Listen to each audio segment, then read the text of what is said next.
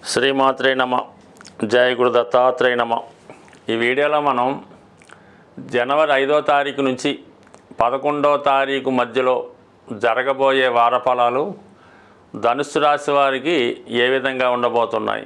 మరి ఈ వార ప్రారంభం అంతా కూడా ఇంచుమించు ఈ వారం అంతా కూడా రాశి అందే భాగ్య రాజ్యాధిపతుల కలయిక జాతకుడికి ఒక విధంగా అదృష్టం అనే చెప్పాలి.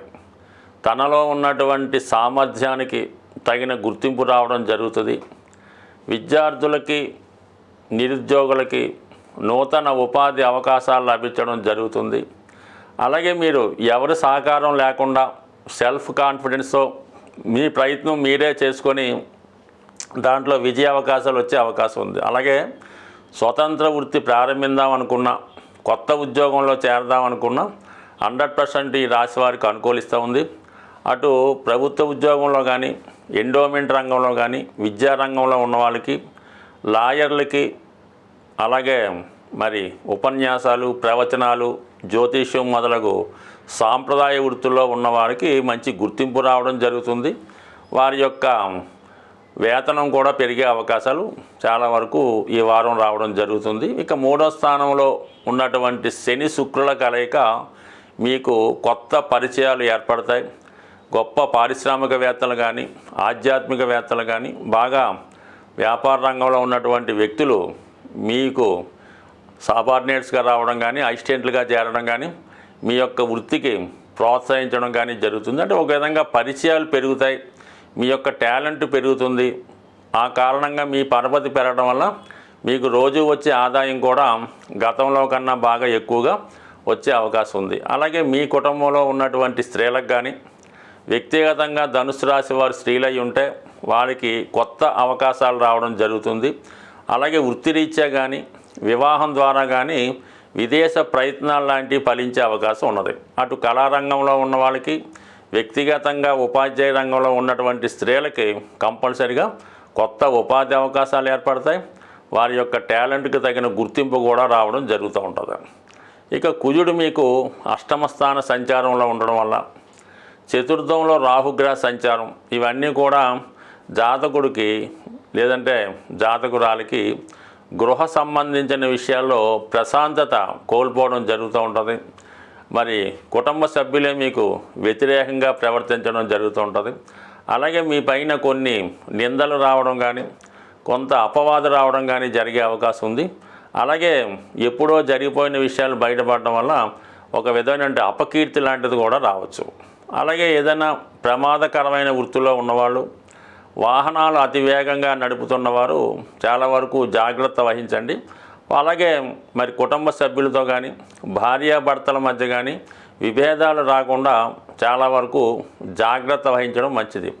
ఈ సమయంలో ఏ కొద్దిపాటి విరోధం భార్యాభర్తల మధ్య వచ్చినా వారి యొక్క అంటే మీ యొక్క జీవితాల్లో ఇతరులు ప్రవేశించి అది ఇంకా పెద్ద సమస్యగా మారే అవకాశం ఉంటుంది. కాబట్టి చిన్న చిన్న అభిప్రాయ భేదాలు ఉంటే మీకు మీరే సరిదిద్దుకోవాలి తప్ప అది బయట పెట్టుకోవడం వల్ల మీ ఇద్దరి మధ్య శాశ్వతంగా చాలా కాలం పాటు ఎడబాటు వచ్చే అవకాశం ఉంటుంది.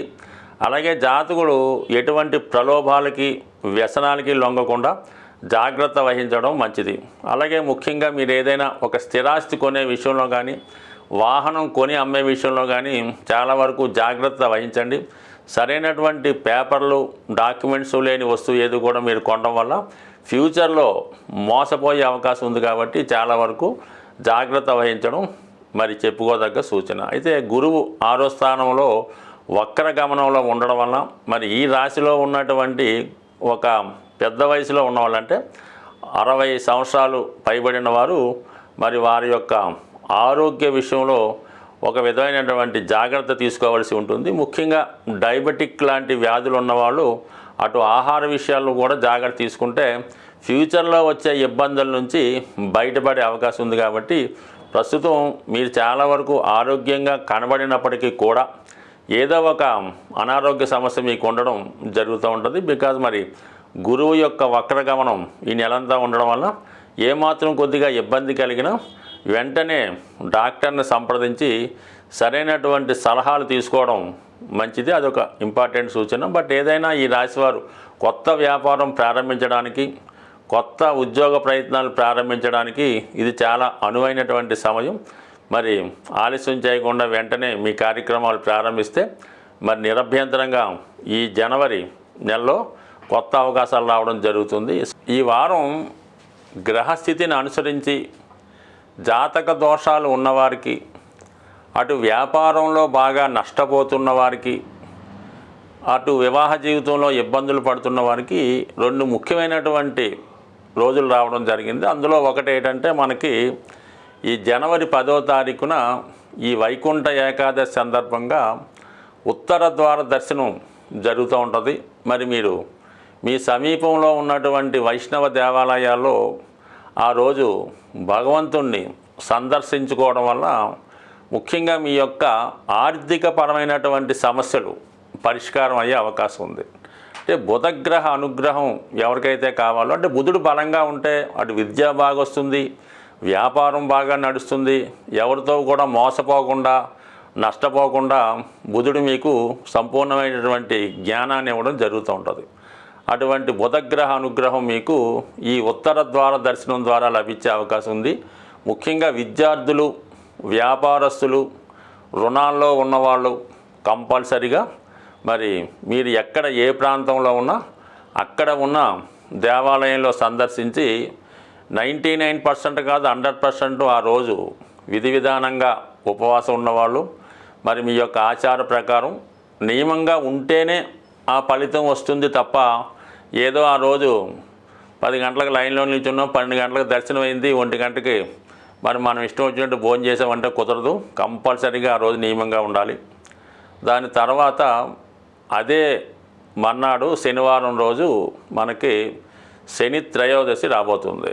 ఇది ఏ గ్రహం ఏ ఫలితం ఇవ్వాలన్నా, ఎటువంటి సమస్య నుంచి బయటపడాలన్నా ముందుగా మరి శివుని యొక్క అనుగ్రహం ఉండాలి. అంటే శనీశ్వరుని యొక్క అనుమతి ఉంటేనే మిగతా గ్రహాలు మీకు మంచి ఫలితాన్ని ఇవ్వడం జరుగుతుంటుంది. కాబట్టి విధి విధానంగా ఆ రోజు కూడా మీరు శని త్రయోదశి రోజు మరి శివాలయంలో ఉన్నటువంటి నవగ్రహాలని సందర్శించుకొని అక్కడ విధి విధానంగా ముందుగా 9 గ్రహాలని పూజించి చివరగా శని భగవానుడికి తైలాభిషేకం లాంటిది చేసి పరిశుభ్రంగా మరి అక్కడ పూజ పూర్తి చేసుకొని అదే దేవాలయంలో శివుడికి కూడా చక్కగా రుద్రాభిషేకమో ఏదో అభిషేకం చేయించుకొని ఆ దేవాలయంలో సుమారుగా ఒక గంట సేపు 2 గంటలు చక్కగా అక్కడ ఉండి వీలైతే ఆ భక్తులకి సేవ చేసి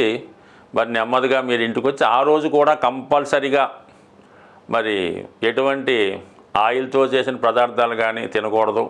చక్కగా ఫ్రూట్స్ మరి చక్కగా ఆయిల్ లేని తినటం. ఆ ఒక్కరోజు భూమి మీద పడుకోవాల్సి ఉంటుంది. అంటే దుప్పటి చాప అది వేసుకోవచ్చు. మంచం మీద పడుకోకుండా సింగిల్గా బ్రహ్మచారిగా, అంటే స్వామి అయ్యప్ప దగ్గరికి వెళ్ళినప్పుడు ఏ విధంగా ఉంటారో ఆ ఒక్కరోజు అంటే శనివారం మొత్తం రోజంతా ఆ రాత్రి అంతా మర్నాడు సూర్యోదయం అయిన దాకా జాగ్రత్తగా ఉండి మరి ఆదివారం కూడా వీలైతే సూర్యభగవాన్ని నమస్కరించుకొని మరి ఆదివారం కూడా మీరు నియమంగా ఉంటే మొత్తం మీద మీరు 10, 11, 12 తేదీలు ఎంత పవిత్రంగా ఉంటే మీ జీవితంలో ఎటువంటి గొప్ప సమస్య అయినా సాల్వ్ అయ్యి రాబోయే ఇప్పుడున్నటువంటి 2025 మీ జీవితంలో ఖచ్చితమైనటువంటి అభివృద్ధి రావడం జరుగుతుంది. ఇందులో నమ్మకం ఇంపార్టెంటు. కొద్దిగా కష్టపడితే ఒక 3 రోజులు మీరు హ్యాపీగా మరి సంతోషంగా అదేదో దైవ కార్యక్రమంగా భావిస్తే మొత్తం సంవత్సరం అంతా దాని ఫలితం ఎలా ఉంటుందో మీరే చూస్తారు కదా. స్వస్తి.